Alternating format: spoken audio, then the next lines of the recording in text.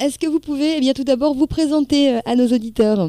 Eh bien, donc maintenant, depuis un peu plus de 10 ans, donc je mène des aventures, des expéditions, un petit peu, c'est ma passion, un petit peu sur tous les terrains du monde, Oui. aussi bien mer avec des tours du monde pendant le Vendée Globe, un tour du monde par nord-sud, et puis l'Everest, le désert, et puis le pôle Nord, l'Antarctique, donc un petit peu vraiment dans toutes les destinations. Ouais, vous vous définissez comme un passionné d'aventure. Oui, je sais pas pour l'instant. J'ai rien trouvé de mieux que sportif aventurier, parce qu'en Ouais. même temps, je suis j'adore le sport, la compétition, le foot ou le tennis par exemple. Donc c'est un mélange d'aventure et de sport. Alors En vous, fait, je suis sur le terrain de l'aventure oui. parce que, disons, c'est là où j'ai quelques prédispositions et je peux m'exprimer au meilleur niveau possible. Alors que le tennis, par exemple, donc je joue en tournoi, je suis classé, j'arrive à progresser, mais il était évident que je pouvais pas rêver à des Roland-Garros, à des Coupes Davis, par exemple. Alors que sur le terrain d'aventure, depuis très longtemps, je pensais pouvoir évoluer au meilleur niveau mondial. Mais comment c'est venu cette idée de partir aux quatre coins du monde? Vous nous l'avez dit, hein, il y a déjà de nombreux défis réalisés, une quinzaine si je ne me trompe pas. Oui, donc disons c'est ça. Donc en fait, ce qui s'est passé, donc j'ai démarré donc sur cette passion. Maintenant, il y a un peu plus de 10 ans, donc j'ai démarré, j'avais 45 ans. C'est pas du tout d'un coup un coup de tête qui m'a pris sur le tard. C'est simplement que quand j'annonçais cette activité, donc cette passion, personne ne croyait à mon histoire. Donc j'ai attendu d'avoir un peu d'argent Mhm. et de pouvoir tout financer moi-même pendant 6 ou 7 ans. Donc aujourd'hui, maintenant, c'est aussi une entreprise parce qu'il faut financer tout ça. Donc Bien il faut sûr. arriver à convaincre des entreprises, des partenaires de l'intérêt de ces aventures. Mais oui, justement, comment on finance tout ça? On est sponsorisé, c'est ça? Pendant très longtemps, j'ai eu un seul et unique partenaire avec qui je m'entendais plus ou moins bien, donc c'était moi. Mais il fallait absolument donc que ça dure pas trop longtemps. Donc ça a duré 6 ans, Oui. parce que même si au départ j'ai un petit peu d'argent, j'en avais pas suffisamment pour pouvoir vivre de cette passion indéfiniment.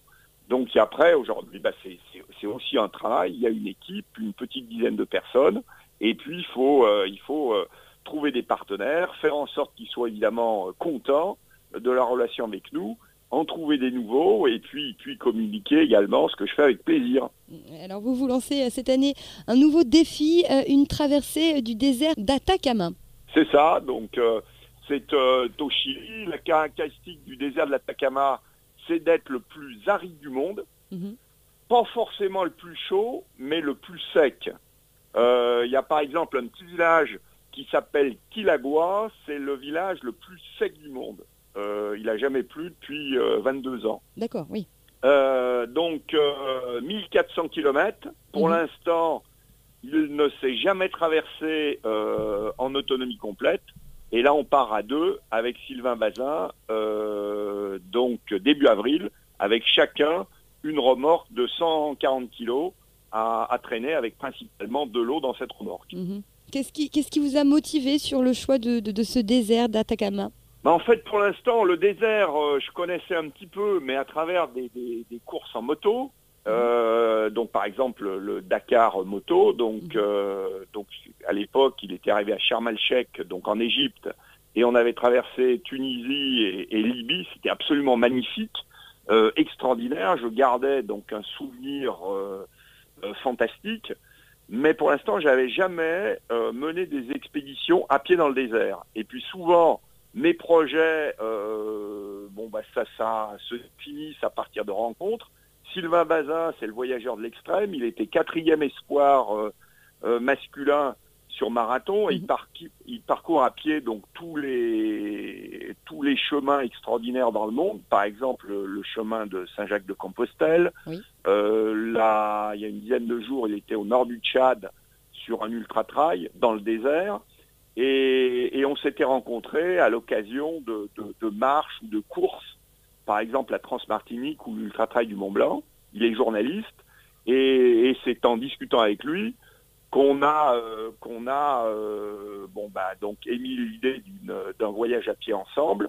Moi, comme si en plus dans l'aventure il y a un record ou une première, pour moi c'est vraiment la cerise sur le gâteau. Donc on a imaginé une première dans un désert. Aujourd'hui, tout ce qui est désert africain, c'est très compliqué avec les considérations politiques. Oui. Donc on est parti sur l'Atacama. En plus, les paysages sont extraordinaires. Donc on est allé en reconnaissance il y a quelques semaines.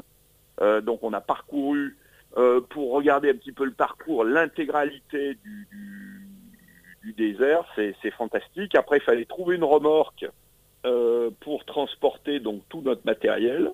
Oui. Et puis maintenant, aujourd'hui, on est à quelques semaines du départ, donc il faut s'entraîner, finaliser un petit peu la logistique, et puis après, tout faire pour que ça marche. Oui, c'est ça, départ le 28 mars, si je ne me trompe pas. Oui, on a décalé de 2-3 jours, on parle précisément le 2 avril. D'accord, alors justement, comment on se prépare à un tel départ? J'imagine que l'entraînement physique est important.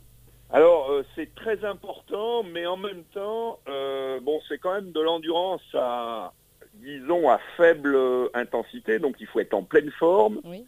Mais ça sert à rien non plus, on n'est pas sur un record de vitesse. Là, il faut tout mettre en œuvre pour aller au bout, donc il faut être en pleine forme, mais à la limite, ça sert à rien de partir trop affûté. Il vaut mieux même partir avec quelques kilos de trop, parce que de toute façon, on va beaucoup maigrir. Oui. Mais après, moi, je privilégie toujours des sports où il y a un caractère ludique qui me plaise, en clair, dans ma phase de préparation. Donc aujourd'hui, je joue au tennis. D'accord. J'adore ça, je skie. Et puis, je fais un peu de footing ou de course à pied, mais sans sans m'imposer des doses extraordinaires. Puis on teste le matériel. Par exemple, ce week-end, on sera à partir de Vézelay sur le parcours, enfin sur le parcours de Saint-Jacques, on va dire, avec le matériel, avec la remorque en configuration de départ, c'est-à-dire 140 kilos. Et puis on va essayer de faire dans le week-end une centaine de kilomètres, ce qui sera à peu près notre kilométrage. On va faire grosso modo donc 40-50 km par jour, notre kilométrage quotidien. Donc. D'accord. Pourquoi vous avez choisi ce site de Vézelay et du chemin de Compostelle pour cet entraînement en conditions? Alors, pourquoi? Parce que je trouve que c'est... D'abord, je connais assez bien, donc dans toutes mes aventures moto, rallye raid, j'entends, j'allais m'entraîner, j'avais 2 terrains d'entraînement principaux, le Morvan, pour les chemins, on va dire, les pistes sur chemin, et puis les plages du Nord, ou à Loun Plage précisément, pour circuler dans le sable. Donc je trouve ça extraordinaire, c'est pas très loin de notre PC Expédition, donc en région parisienne, à Paris, et puis on a l'impression d'être en pleine nature, donc je trouve ça super. Donc et en plus c'est un terrain relativement alors évidemment les conditions climatiques n'ont rien à voir avec le désert de l'Atacama, mais par contre on va dire la structure du sol, on peut trouver des points de ressemblance avec ce qu'on a vu dans notre connaissance terrain il y a quelques semaines au Chili. Donc. Très bien, donc vous allez passer le week-end sur les chemins de Vézelay? Exactement. On part de Vézelay, et puis ça permettra aussi de voir exactement l'effort que ça représente de tirer cette remorque avec 40 ou 50 kilomètres à faire dans la journée. Oui, très bien. Parce qu'il faut savoir que c'est un désert, donc c'est extrêmement, c'est le plus aride du monde, le désert de l'Atacama, mais c'est un désert parce que pour qu'on comprenne bien, c'est un désert de sable, mais le sable est très souvent compact.